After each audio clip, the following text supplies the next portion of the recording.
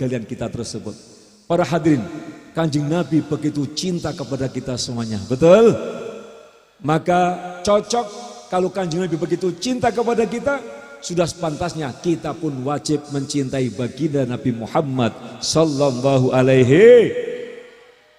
Dan salah satu bentuk cinta Kanjeng Nabi telah dibuktikan, telah diabadikan di dalam Al-Quran bersama-sama. Laqad ja'akum rasulun azizun alaihi ma anitum harisun alaikum minina raufur rahim. Inilah kasih sayang Kanjeng Nabi diabadikan oleh nyutnya, nafasnya, kedepan matanya, keringatnya, hartanya, tenaganya, bahkan nyawanya dan nyawa keluarganya diperuntukkan untuk kita umat tersayang Kanjeng Nabi Muhammad SAW. Allahumma. Maka ada kisah menarik, Ya Allah, ini sebagai bukti hidup hanyalah take and apa? Suatu saat pagi-pagi betul Siti Fatimah sibuk memandikan putranya Hasan wal Husain. Dimandikan, dikasih pakaian, didandani sing wapi, dikeramasi, kemudian diambilkan makanan, ditulang daharan, ditulang ma'aman nggih. Itu disaksikan disawang karo bojone Sayyidina Ali. Disawang terus. Ini tumben ini Siti Fatimah. Pagi-pagi kok begitu ceria, memandikan putra-putranya, kemudian memberi makan dengan cerianya, digandeng kedua putranya, diantarkan tempat permainannya. Sayyidina Ali bertanya-tanya, ada apa ini Siti Fatimah ini? Tumben tidak seperti pagi-pagi yang lainnya. Kemudian begitu selesai menyelesaikan pekerjaan untuk Hasan al Husain, Sayyidina Ali membawa tangan Siti Fatimah, wahai istriku tercinta, saya mau tanya kepada engkau. Ada apa ini pagi ini engkau betul-betul berbahagia? Engkau selesaikan pekerjaan rumah tangga, kopi, gorengan siap semuanya. Bahkan anak selesai, untuk kami pun dan kami siapkan. Wahai istriku tercinta, ada apa? Maka Siti Fatimah kemudian dengan tersenyum menjawab akan pertanyaan suaminya Sayyidina Ali. Ya Sayyidina Ali kekasihku, tadi malam saya baru saja bermimpi bertemu dengan Rasulullah SAW. Bermimpi dengan Rasulullah, kemudian Rasul mengatakan, wahai anakku tercinta, saatnya engkau berjumpa denganku. Wahai anakku tercinta, saatnya engkau meninggalkan dunia. Wahai istriku tercinta, saatnya engkau berpisah dengan suamimu. Wahai anakku tercinta, saatnya engkau berpisah dengan dua cucuku Hasan wal Husain. Maka Sayyidina Ali kaget luar biasa hadirin. Kaget, ternyata apa yang dijanjikan oleh Rasulullah saat ini mulai saatnya terjadi. Sayyidina Ali faham betul bahwasanya Siti Fatimah istri tercinta umurnya tidak panjang. Karena Sayyidina Ali faham betul tatkala dahulu Kanjeng Nabi Rasulullah SAW tatkala beliau mau meninggal dunia, sakit keras panas badannya. Di atas pangkuan Siti Aisyah, di situ ada Siti Fatimah, di situ ada Sayyidina Ali, di situ ada Salman Al-Farisi. Maka Siti Fatimah menangis luar biasa melihat abahnya yang sakit keras. Kemudian tatkala menangis, Siti Fatimah dipanggil oleh Rasulullah SAW, wahai anakku, kemarilah. Kemudian dipeluk sama Rasulullah, seraya dibisiki di telinganya Siti Fatimah. Begitu dibisiki, Siti Fatimah nangisnya tambah kejer. Siti Fatimah tambah menangis lebih keras lagi dibandingkan pertama. Kemudian Rasul menatap, karena Siti Fatimah menangis dengan kerasnya, dipeluk lagi oleh ayahnya. Kemudian dibisiki dengan bisikan yang kedua. Begitu bisikan kedua, Siti Fatimah tertawa para hadirin. Siti Fatimah tersenyum bahagia, menjadikan Siti Aisyah yang perhatikan kejer ini terheran-heran, ada apa ini? Bisikan pertama tangisan keras, bisikan kedua ternyata adalah senyuman yang menawan dari Siti Fatimah. Para yang saya hormati, ternyata apa terjadi? Tatkala begitu selesai berapa hari Kanjeng Nabi sudah wafat, Siti Fatimah berjumpa dengan Siti Aisyah seraya mengatakan, wahai Fatimah, Aku demi Allah penasaran, kemarin tatkala engkau dipeluk oleh Rasulullah, kamu tambah nangis, tapi pelukan kedua engkau tertawa. Wahai, ada apa? Maka Siti Fatimah mengatakan, wahai ibunda Siti Aisyah, bisikan pertama ayahku mengatakan, malaikat Israel sedang ada di sampingnya, dan malaikat Israel akan mencabut nyawa baginda, berarti aku akan berpisah dengan abahku. Sedangkan pelukan yang kedua apa? Kenapa engkau tertawa? Wahai ibunda Aisyah, pelukan kedua aku tertawa karena ayahku mengatakan, wahai Fatimah, engkaulah pertama kali keluargaku yang akan menyusul setelah aku kembali ke hadirat Allah Subhanahu wa taala, dan waktunya tidak akan lama. Betul para hadirin, dan ini Sayyidina Ali faham betul bahwasanya Sayyidina Fatimah umurnya tidak akan panjang. Tetapi tidak disangka, mungkin tahun depan, mungkin 2 tahun ke depan berikutnya, ternyata pagi hari ini sudah ada isyarat bahwasanya tadi malam Siti Fatimah bermimpi ayahnya dan siap untuk menjemput, berpisah dengan suaminya, berpisah dengan anaknya, dan berpisah dengan dunia. Nangislah Sayyidina Ali berhadirin. Nangis. Kenapa? Karena anak-anaknya masih kecil. Sayyidina Hasan, Sayyidina Husain masih kecil, belum TK mungkin. Sedangkan Sayyidina Ali akan berpisah dengan kekasihnya. Siapa yang akan membantu perjuangannya? Begitu menangis, akhirnya Sayyidina Ali memeluk istrinya. Wahai istriku tercinta, aku faham betul akan takdir dan isyarat Rasulullah SAW. Tetapi mohon, saya mau titip 3 permintaan kepadamu. Aku minta kepadamu 3 permintaan. 1, kalau nanti engkau berjumpa dengan ayahmu di alam barzah, tolong sampaikan salam ta'zim saya kepada Rasulullah SAW. Kalau engkau wafat, berjumpa dengan ayahmu, tolong sampaikan salam ta'zim Ali bin Abi Thalib kepada kekasihku baginda Nabi Muhammad SAW. Maka Siti Fatimah mengatakan, labbaik, siap, akan aku sampaikan salammu kepada datuku ataupun ayahku Rasulullah SAW. Yang kedua, wahai kekasihku Siti Fatimah, tolong jangan engkau ceritakan susahnya keluarga kita. Jangan engkau ceritakan kepada ayahmu tentang miskinnya keluarga kita. Saya tidak punya usaha, saya tidak punya apa-apa, bahkan keluargaku dalam kondisi kesusahan hidup bersamaku. Tolong, ini aib bagi seorang suami tatkala tidak bisa membahagiakan daripada sang istri. Para hadirin, Siti Fatimah ini anak tersayang Kanjeng Nabi. Betul? Betul? Bahkan Siti Fatimah dikatakan Ummu Abiha, ibune bapakne. Maksudnya apa? Siti Fatimah yang merawat Rasulullah tatkala Siti Khadijah sudah tidak ada, yang mengambilkan kain, yang mengambilkan air, yang menata tempat tidurnya, yang menata makan-makannya, semuanya Siti Fatimah. Maka disebut Ummu Abiha, ibune bapakne.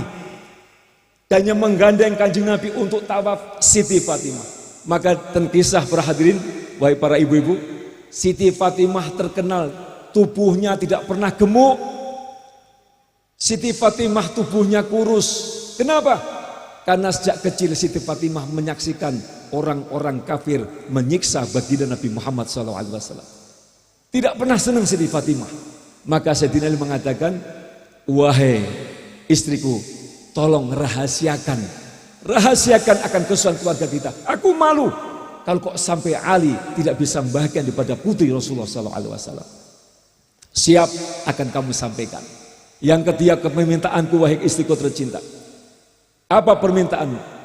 Tolong nanti tatkala padang mahsyar telah dibuka oleh Allah, manusia berkumpul di situ semuanya susah. Saya tolong kepadamu, mohon tolong wahai Siti Fatimah, syafaati Ali bin Abi Thalib masuk ke rombonganmu sehingga kami tidak susah nanti kelak berada di Yaumal Qiyamah. Sayyidina Ali minta syafaat daripada istrinya Siti Fatimah karena hadis Rasul mengatakan nanti kelak pada Yaumal Qiyamah manusia berdiri di mahsyar beribu-ribu manusia, semuanya akan diperintahkan untuk menunduk ke bawah karena ada suara di atas agar membuka barisan. Di situ ternyata barisan Siti Fatimah di belakangnya Sayyidina Ali, di belakangnya Hasan dan Husain, di belakangnya Ali Zainal Abidin, di belakangnya Muhammad Al-Bagir, Ja'far As-Sadiq, Ali Al-Uraidi, Muhammad An-Nagib, Isa bin Muhammad bin Isa Al-Muhajir. Berduyun-duyun mereka berurutan. Kemudian anak cucunya, kemudian para pengikutnya, para pecinta-pecintanya berurutan untuk menuju kepada bendera baginda Nabi Muhammad sallallahu alaihi. Semuanya mendapatkan syafaat karena kemuliaan Siti Fatimah pada hormati. Wahai suamiku tercinta, 3 permintaanmu insya Allah akan aku laksanakan. Tetapi saya minta juga kepada engkau 3 permintaan. Kalau kamu mau melaksanakan 3 permintaanku, wahai Sayyidina Ali, akan aku penuhi 3 permintaanmu tadi. Apa permintaan yang pertama? Wahai suamiku, kalau kok hari ini nanti saya wafat, tolong jangan ada orang yang tahu tentang wafatnya saya. Mandikan saya dengan tanganmu, bukan tangan orang lain. Kafani saya dengan tanganmu, bukan orang lain. Angkat jenazahku, bukan orang lain. Masukkan ke liang lahat, bukan orang lain. Talkinkan saya, bukan orang lain. Dan tolong rahasiakan wafatku dan mana kuburku. Ini permintaan siapa? Siti Fatimah. Para hadirin, di sejarah dikatakan Siti Fatimah yang menghantar kubur hanya beberapa orang saja. Para sahabat tidak ada yang tahu karena menguburkan pada malam hari, dan itu amanat daripada Siti Fatimah. Siap wahai istriku tercinta. Yang kedua, Sayyidina Ali, apa yang sudah saya kerjakan memberikan hak kepada para yatim piatu, tolong teruskan. Siap. Apa yang saya kerjakan kepada para janda-janda, tolong Anda teruskan. Siap. Apa yang kuberikan kepada fakir miskin, tolong teruskan. Siap. Yang nomor 3, permintaan saya, nanti kalau saya sudah wafat, di lemari sebelah pojok ada kotak kecil. Bukalah kotak tersebut. Di kotak tersebut ada sebuah surat. Surat itu Anda ambil, tolong masukkan ke kain kafan saya dan kuburkan bersama jasad saya di kuburan nanti. Begitu ngomong semacam tadi, Sayyidina Ali mengatakan, minta maaf istriku tercinta, minta maaf. Antara engkau dengan aku tidak ada rahasia. Semuanya jujur, aku jujur, kamu jujur. Tetapi saat ini kamu ngomong kepadaku sesuatu yang rahasia. Bahkan sampai meninggal pun engkau merahasiakan. Minta maaf, aku tidak ridho dengan semacam ini. Para hadirin, Siti Fatimah mempertahankan agar suratnya jangan dibaca oleh suaminya. Tetapi Sayyidina Ali berhak memaksa, harus saya baca, karena tidak ada rahasia kepada kita semuanya. Apa terjadi? Akhirnya pun Siti Fatimah mengatakan, oke lah, itu surat nanti sampean ambil, tolong taruh di tempat jasad saya di atas kain kafan saya. Tetapi mohon, apa isinya surat tersebut? Mulailah Siti Fatimah bercerita tentang apa isi surat yang ada dalam amplop tersebut. Maka berceritalah Siti Fatimah, wahai Sayyidina Ali, surat itu adalah isinya agreement, kesepakatan, perjanjian antara aku dengan malaikat Jibril. Surat itu yang aku merahasiakan kepadamu adalah surat rahasiaku dengan malaikat Jibril. Aku sejak perawan sudah pernah mengadakan perjanjian dengan malaikat Jibril. Perjanjian apa wahai istriku? Perjanjian tatkala engkau melamar diriku wahai Sayyidina Ali. Wahai Sayyidina Ali, sebelum engkau datang melamarku, Sayyidina Abu Bakar datang melamarku, ditolak oleh Rasulullah. Umar bin Khattab datang melamarku, ditolak oleh Rasulullah SAW. Sahabat-sahabat yang lain melamarku, ditolak oleh Rasulullah SAW. Tetapi suatu saat beliau mengatakan, ya Fatimah, datang Sayyidina Ali untuk melamarmu. Bagaimana Siti Fatimah? Siti Fatimah mengatakan, maharnya berapa ya Rasulullah? Ditanya sama Rasul, sama Siti Fatimah, ya Rasulullah, kalau Ali melamar saya, kira-kira maharnya berapa? Maka Rasul mengatakan, ya Ali, berapa mahar engkau berikan? Rasul paham betul, Sayyidina Ali bukan pemuda yang kaya raya. Sayyidina Ali tidak pernah bekerja. Sayyidina Ali isini ngawal Kanjeng Nabi dan berperang. Setiap perang mesti menang. Bagaimana dapat uang Sayyidina Ali? Ternyata Sayyidina Ali hanya punya uang sedikit saja. Mungkin sekitar 2 juta waktu itu. Mungkin ya. Mungkin berapa? 2 juta. Sedangkan lamaran pada waktu itu Rasul melamar Siti Khadijah sebanyak 600 juta. Halo. Saya Nabi Muhammad melamar Siti Khadijah 15 abad yang lalu, kalau dinilaikan dengan uang sekarang 600 juta para hadirin. Sangat mahal, luar biasa. Nah, ini Sayyidina Ali melamar putri Rasul hanya dengan sekitar berapa? 2 juta. Maka Siti Fatimah mengatakan, ya Rasulullah, kalau Ali datang melamarku kemudian membawa uang mahar, raditu bi Ali walam ardo bi mahri. Ya Rasulullah, aku ridho kepada Ali untuk menjadi kekasihku, menjadi suamiku, tetapi minta maaf, aku tidak ridho dengan mahar yang diberikan kepadaku. Apa terjadi para hadirin? Rasulullah menundukkan kepala. Faham betul Kanjeng Nabi bahwasanya ini aras bergoncang tatkala Siti Fatimah mengatakan, raditu bi Ali walam ardo bi mahri. Aku ridho kepada Ali, tetapi saya tidak ridho kepada maharnya. Maka gegerlah langit. Rasulullah menangis. Kemudian malaikat Jibril lari ke atas untuk laporan kepada Allah Subhanahu wa taala. Ya Rabb, ini kisah semacam ini bagaimana ya Allah? Allah mengatakan, ya Jibril, sampaikan kepada kekasihku Rasulullah sallallahu alaihi wasallam. Untuk Siti Fatimah, kalau sampai dia ridho kepada mahar Sayyidina Ali, surga dan seluruh isinya, istana seluruhnya akan diberikan kepada Siti Fatimah. Rasul tersenyum. Sekiranya Ananda Fatimah akan berbahagia, maharnya diganti dengan surga seisinya. Apa terjadi para hadirin? Begitu Rasul mengatakan, wahai anakku yang tercinta, datang kabar indah dari surga bahwasanya Allah akan mengganti mahar yang engkau tidak ridho dengan surga dan isinya. Bagaimana jawaban Siti Fatimah? Ya Rasulullah, ya Abuya, raditu bi Ali walam ardo bi mahri. Jawabannya tetap sama. Saya menerima Ali, tetapi tidak menerima maharnya Sayyidina Ali.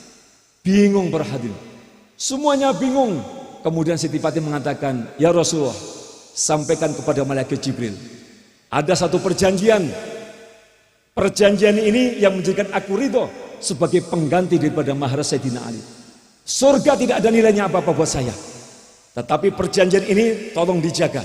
Perjanjian saya dengan malaikat Jibril. Apa perjanjiannya? Ditulislah oleh Siti Fatimah di hadapan Rasulullah SAW. Apa isi perjanjiannya? Itulah surat yang akan disimpan oleh Siti Fatimah, yang akan dibawa sampai ke alam kuburnya. Isinya apa? Maka dijadikan sama Siti Fatimah, wahai kakanda Sayyidina Ali, surat itu adalah isinya perjanjianku dengan malaikat Jibril, yang isinya adalah saya Fatimah akan menerima maharnya Ali sebagai pengganti surga dan seisinya. Saya minta kepastian dari Allah bahwasanya abahku akan memberikan syafaat untuk umat Rasulullah SAW. Perjanjiannya adalah kepastian dari Allah bahwasanya Kanjeng Nabi Muhammad akan memberikan syafaat untuk umatnya kelak pada yaumul kiamah. Ditulis, kemudian ditandatangani oleh Siti Fatimah, dimasukkan, kemudian ditaruh dalam kotak tersebut. Para jamaah hormati, Rasul mengatakan, wahai Ananda, kenapa engkau demikian? Surga tidak kamu terima? Hanya perjanjian bahwasanya Allah memastikan umatnya Rasul akan mendapatkan jaminan untuk mendapatkan syafaat. Maka Rasul mengatakan, wahai ayahku, aku paling paham tentangmu, hidupmu, tertawamu, nangismu, sedihmu, keringatmu, detak jantungmu, kedipan matamu, semuanya engkau persembahkan untuk umatmu ya Rasulullah. Bahkan tatkala Nabi mau meninggal, beliau mengatakan apa? Ummati, ummati, ummati. Maka hari ini Siti Fatimah mengatakan, aku akan ridho kepada Ali bukan dengan mahar, bukan dengan pengganti daripada surga, tetapi perjanjian bahwasanya kepastian umatnya Kanjeng Nabi akan mendapatkan syafaat kelak pada yaumul kiamah. Alhamdulillah. Inilah hidup hanyalah tick and give. Kalau Kanjeng Nabi begitu cinta sama umatnya, putrinya pun begitu cinta pada kita semuanya, dengan minta jaminan surat perjanjian kepada malaikat Jibril bahwasanya umat Kanjeng Nabi akan berhak mendapatkan syafaat kelak nanti pada yaumul kiamah insyaallah. Allahumma. Inilah kisah yang sangat indah yang menginspirasikan kepada kita semuanya. Sekarang kita bertanya, kalau saja Siti Fatimah sudah memberikan kepada Kanjeng Nabi berupa surat semacam tadi, kira-kira kita yang cinta karo Kanjeng Nabi, apa yang akan kita berikan kepada baginda Nabi Muhammad SAW?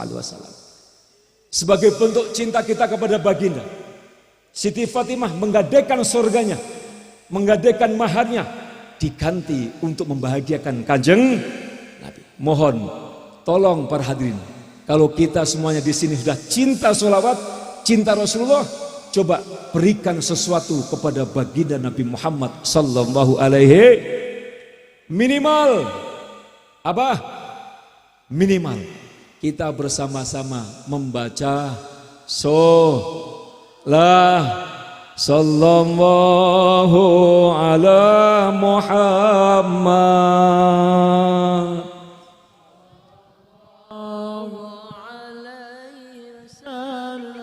Semuanya yang keras, yang keras.